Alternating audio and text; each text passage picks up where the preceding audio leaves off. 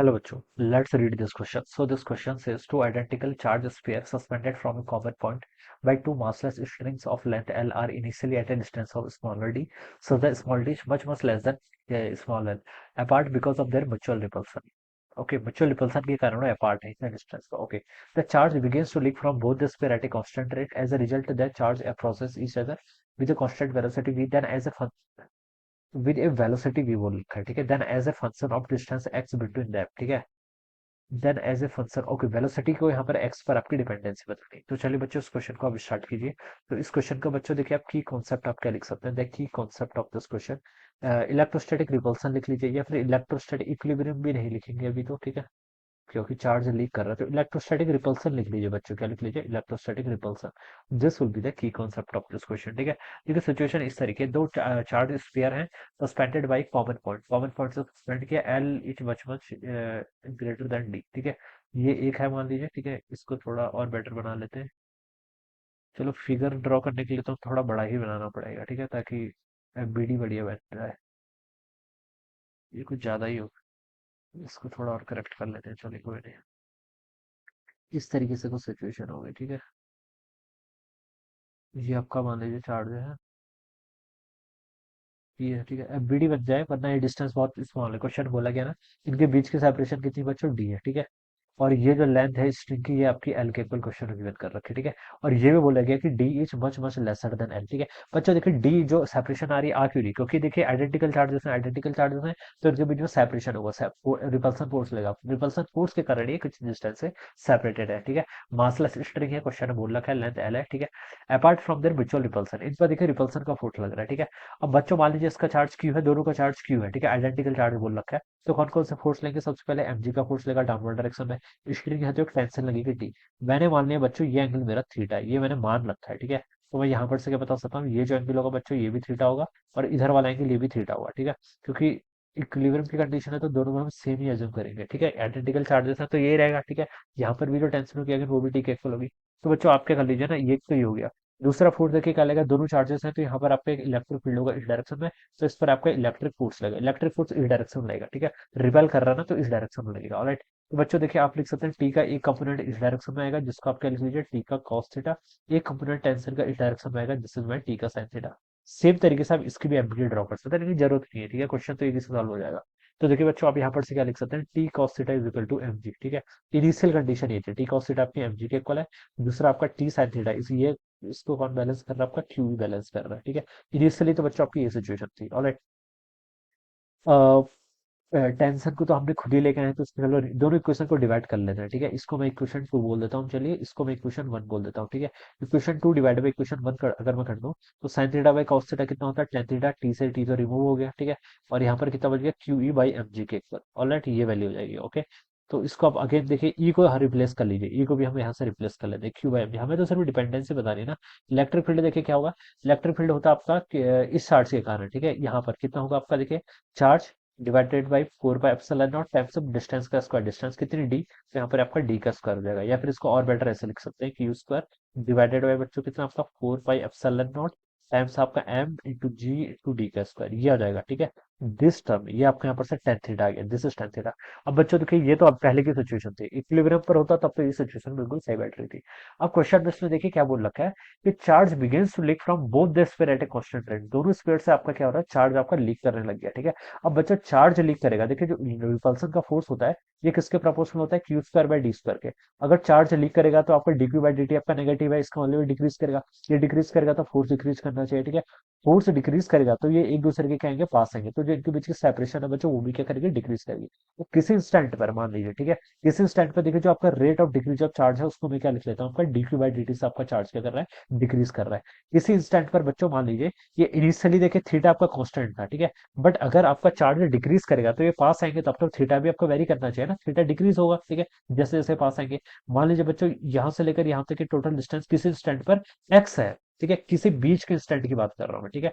Time T is equal to zero पर ये situation थी. किसी टाइम टी पर मैंने मान लिया कि इनके बीच की सेपरेशन एक्स होगी. मुझे अलग से डायग्राम ड्रॉ करना चाहिए, लेकिन इसी से भी हम समझ सकते हैं, ठीक है. तो उस वक्त आपका एंगल थीटा नहीं होगा, थीटा डैश हो जाएगा, ठीक है. और थीटा डैश क्या होगा आपका? स्मॉल हो जाएगा. क्यों हो जाएगा स्मॉल? क्योंकि देखिए थीटा किसके इक्वल होता है, अगर यहाँ से देखें, अगर आपका देखिए क्वेश्चन में एक हिंट दे रखी है कि डी इज मच मच क्या है आपका, लेसर देन एल है, इसका मतलब देखिए ये जो सेपरेशन है, ये जो डिस्टेंस डी है, ये बहुत ज्यादा स्मॉल है, इसका मतलब बच्चों यहाँ पर हो गया कि ये एंगल जो होगा थीटा प्राइम, ये बहुत स्मॉल होगा। और आपको देखिए मैथमेटिक्स में आपने पढ़ा है कि स्मॉल एंगल अप्रोक्सीमेशन में जो आपका साइन थीटा डैश होता है, ठीक है, it is equal to tan theta dash, और आप इसको थीटा डैश लिख सकते हैं। This is small angle approximation. ये अप्रोक्सीमेशन का मैं यूज क्यों कर रहा हूँ, कहाँ से कर रहा हूँ, क्योंकि मुझे इसके करस्पॉन्डिंग क्वेश्चन में हिंट दे रही है, ठीक है, ये प्योर मैथमेटिक्स है, ठीक है, ये हमने वहां पर स्मॉल एंगल अप्रोक्सीमेशन में पढ़ा हुआ है, ठीक है। तो बच्चों देखिए अब मैं यहाँ पर क्या करता हूँ, ये डिस्टेंस देखिए, मान लीजिए यहाँ से यहाँ तक की डिस्टेंस आपकी एक्स थी, तो ये आपकी एक्स बाय टू के इक्वल हो जाएगी, ठीक है। और ये डिस्टेंस आपको एल क्वेश्चन में गिवन कर रखी है, ठीक है। और बच्चों देखिए अगर मुझे यहाँ पर टेन थीटा की हिंट गिवन कर रखी है, किसी स्टैंड पर टेन थीटा ना होकर कितना है, टेन थीटा डैश हो जाएगा, जो कोई मैंने यहाँ पर माना है, ठीक है। और बच्चों देखिए मैं यहाँ पर से क्या लिख सकता हूँ, आपका टेन थीटा डैश किसके इक्वल होगा, परपेंडिकुलर अपॉन बेस, ठीक है। परपेंडिकुलर तो आपका एक्स बाय टू हो जाएगा, ठीक है। इस ये चलिए इसको फिर से ड्रॉ कर लेता हूँ, ठीक है, ताकि कंफ्यूज ना हो आपको। ये आपका थीटा डैश एंगल है, ठीक है। और ये डिस्टेंस कितनी है आपकी एक्स बाय टू के इक्वल, ठीक है। और आपको ये पता है एल, ठीक है। साइन थीटा क्या होता है, परपेंडिकुलर अपॉन बेस, बेस आपको नहीं पता है, लेकिन मैंने बोला कि अगर एंगल स्मॉल होता है तो साइन थीटा और tan थीटा इक्वल होते हैं, तो आप साइन थीटा लगा लीजिए। साइन थीटा क्या होता है, perpendicular x by two divided by hypotenuse, जो कि आपकी एल के इक्वल है, ठीक है। एल पर कोई चेंज आ रहा है, बिल्कुल नहीं आ रहा है, एल तो वैसे की वैसी है। तो यहाँ पर से देखिए बच्चों, मैं tan थीटा डैश को क्या लिख सकता हूँ, आपका परपेंडिकुलर जो कि आपका एक्स बाय टू है, ठीक है, ये वाली डिस्टेंस डिवाइडेड बाय आपका एल हो जाएगा, ठीक है, ये टर्म आ गई। और देखिए यहाँ पर अब इसको, ये किस tan थीटा किसके इक्वल था, Q square by four pi epsilon naught M G D square के इक्वल। तो यहाँ से आप लिख लीजिए राइट साइड में क्यू स्क्वायर, ठीक है, divided by four pi epsilon naught, ठीक है, एम जी टाइम्स आपका डी स्क्वायर। बच्चों इस टाइम पर आपकी डिस्टेंस डी ना होकर कितनी है, एक्स के इक्वल है, तो यहाँ पर से आपका एक्स स्क्वायर के इक्वल आएगा। तो देखिए इसको आप ऐसे लिख सकते हैं, इसको देखिए एक्स बाय ट्वेल्व में मैथमेटिकली थोड़ा इसको क्यू स्क्वायर, ठीक है। ये चार्ज भी आपका चेंज हो रहा है, लेकिन इस चार्ज को अभी के लिए मैंने चलिए क्यू नॉट बोल देता हूँ, क्या बोल देता हूँ, क्यू नॉट, ठीक है।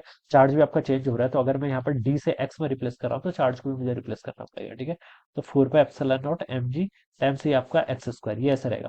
तो बच्चों देखिए मुझे सिर्फ डिपेंडेंसी बतानी, क्वेश्चन में देखिए एक चीज उसने इजी कर दी हमारे लिए, हमें सिर्फ डिपेंडेंसी बतानी है।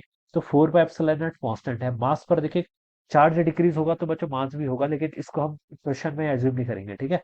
इस चीज को हम यहाँ पर क्वेश्चन में एज्यूम नहीं करेंगे, ऑलराइट। क्योंकि देखिए इलेक्ट्रॉन का चार्ज भी कुछ होता है, अगर देखिए चार्ज डिक्रीज हो रहा है, इसका मतलब क्या है, इलेक्ट्रॉन डिक्रीज हो रहे हैं, ठीक है।